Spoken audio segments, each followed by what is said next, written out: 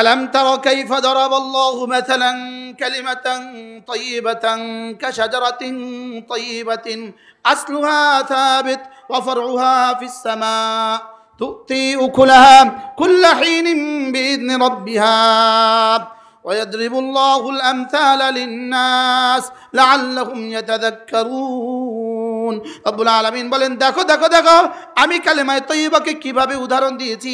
কালেমায়ে তয়্যিবা হলো ওই গাছের মতো, কালেমায়ে তয়্যিবা হলো ওই পবিত্র গাছের মতো যে গাছের শিকড় হলো জমিনের তলদেশে, শাখা প্রশাখা আসমান পর্যন্ত। সুবহানাল্লাহ। শিকড় কোথায়? হযরত আলী রাদিয়াল্লাহু তাআলা বলেন কালেমায়ে তয়্যিবার শিকড় কি? গাছের যেমন 5টা অংশ থাকে, কালেমায়ে তয়্যিবার 5টা অংশ আছে। গাছের যেমন শিকড় আছে, কালেমায়ে তয়্যিবারও শিকড় আছে। গাছের যেমন মূল কাণ্ড আছে, কালেমায়ে তয়্যিবারও মূল কাণ্ড আছে। গাছের যেমন শাখা প্রশাখা আছে, কালেমায়ে তয়্যিবার শাখা প্রশাখা আছে। গাছের যেমন ফল আছে, কালেমায়ে তয়্যিবারও ফল আছে। গাছের যেমন ফলের যেমন ফলাফল আছে, কালেমায়ে তয়্যিবারও ফলাফল আছে। সুবহানাল্লাহ। গাছের কয়টা থাকে? কয়টা? 5টা। গাছের কয়টা থাকে? 1 নাম্বার শিকড়, 1 নাম্বার কি? 2 নাম্বার কি? মূল গাছ। 3 নাম্বার কি? শাখা ডালা। 4 নাম্বার কি? ফল। 5 নাম্বার কি? তাহলে লেবু গাছ, শিকড়, গাছ, ডাইলা, লেবু, ভিটামিন সি। কয়টা?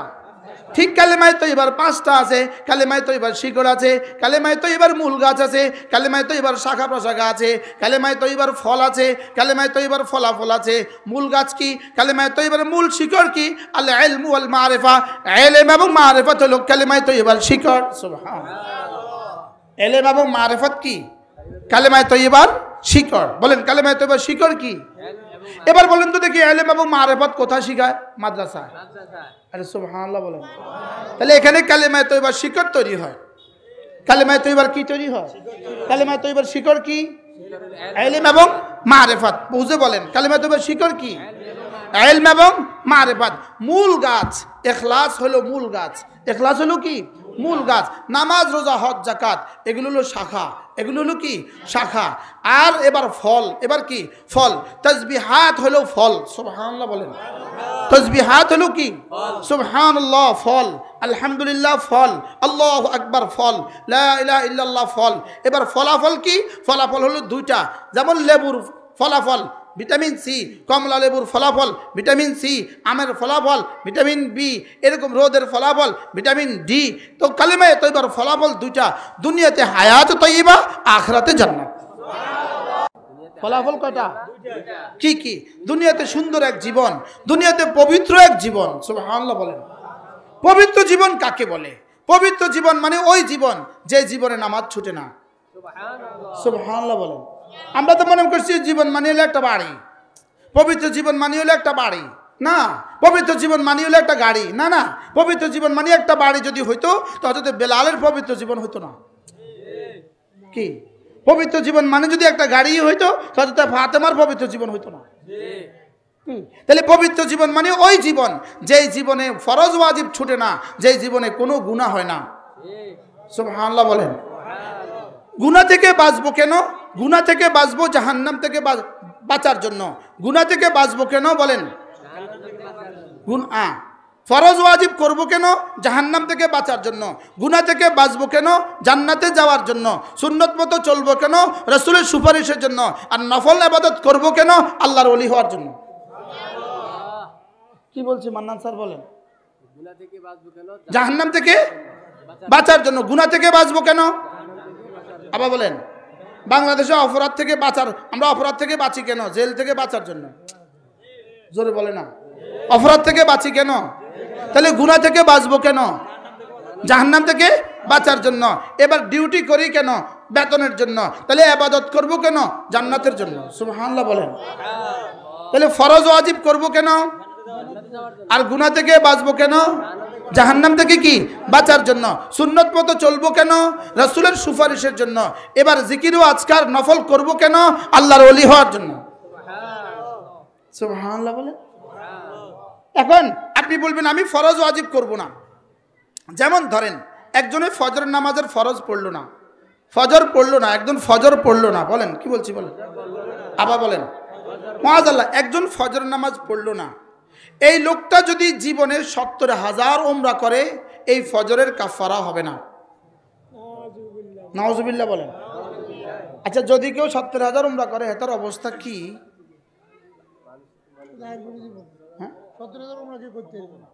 এটাও কি কারোর পক্ষে সম্ভব? লেকিন যদি কেউ করে, আলাউ ফরদান, যদি কেউ করে, লেকিন একদিনের ফজরের কাফারা হবে না। আমার না কি বুঝে বুঝছে, মাশাআল্লাহ বুঝছে, কথা বলছে। সুবহানাল্লাহ। আমি কি বলছি বলেন তো? হ্যাঁ, ৭০,০০০ উমরা দিয়ে কি হবে না? একদিনের আসর যদি কেউ কাজা করে ৭০ বছরের জুমা দিয়ে এটার কাফারা হবে না। কি বলছি বলেন? আসর যদি কি করে, আসর যদি ছেড়ে দেয় ৭০ বছরের জুমা দিয়ে এটা কি হবে না? এটার কাফারা হবে না। বিষয়টা কি?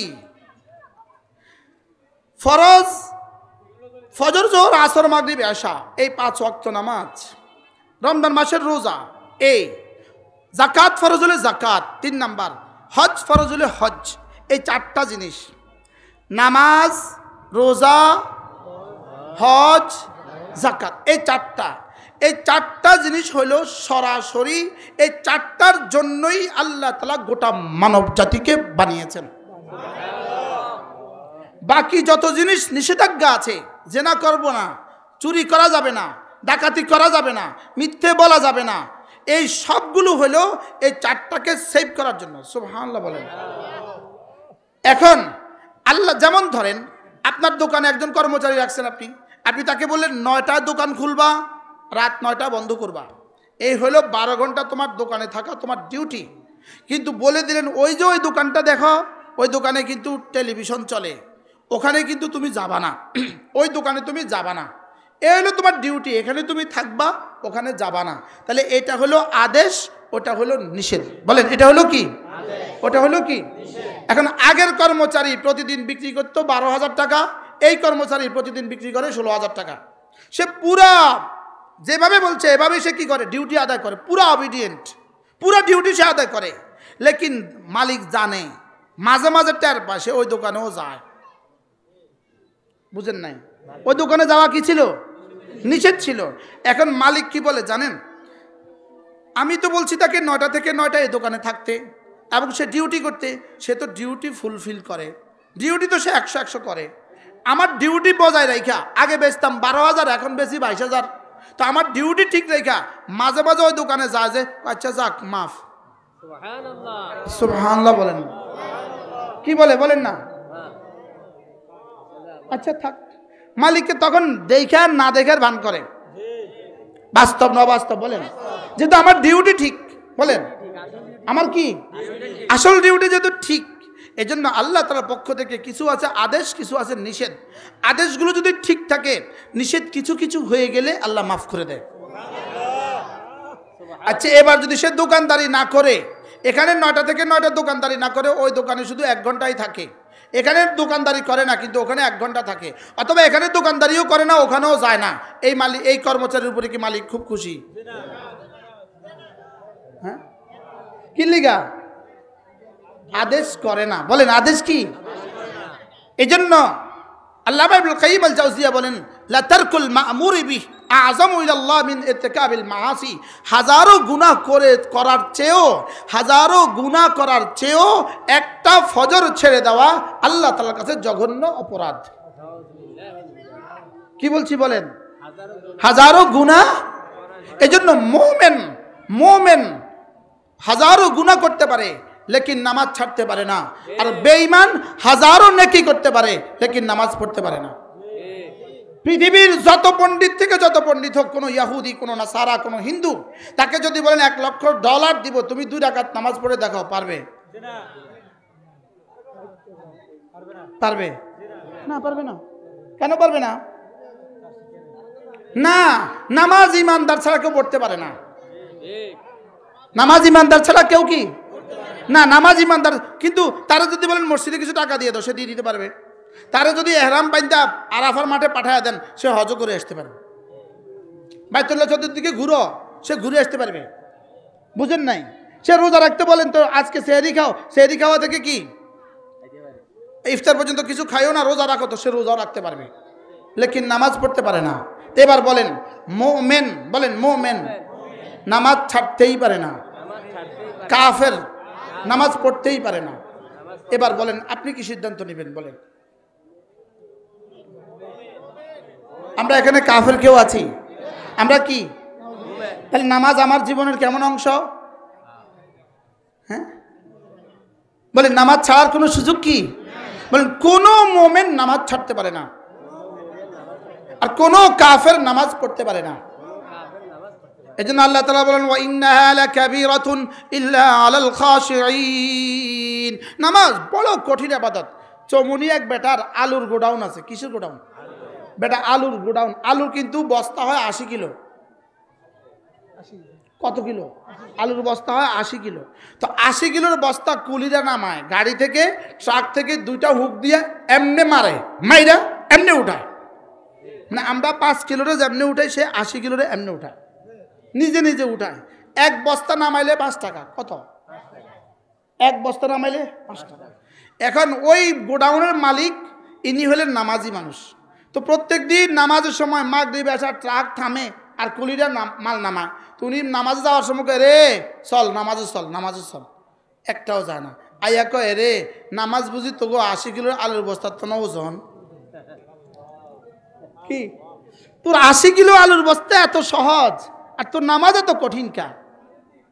আল্লাহ তাআলা বলেন ওয়া ইন্নাহা লাকাবীরাতুন ইল্লা আলাল খাশিঈন। যাদের কলিজা আমার ভয় আছে এদের জন্য নামাজ সহজ। এদের কলিজা, যাদের কলিজা আমার কি আছে? ভয় আছে, এদের জন্য নামাজ কি? এজন্য নামাজের প্রথম পুরস্কার, নামাজের প্রথম পুরস্কার আল্লাহ তাআলা চেহারাকে সুন্দর করে দিবেন। নামাজের 2 নম্বর পুরস্কার আল্লাহ তাআলা হৃদয়কে সুন্দর করে দিবেন। নামাজের 3 নম্বর পুরস্কার আল্লাহ তাআলা শরীরটাকে সুস্থ করে দিবেন। নামাজের 4 নম্বর পুরস্কার আল্লাহ তাআলা রিজিকের মধ্যে বরকত দিয়ে দিবেন।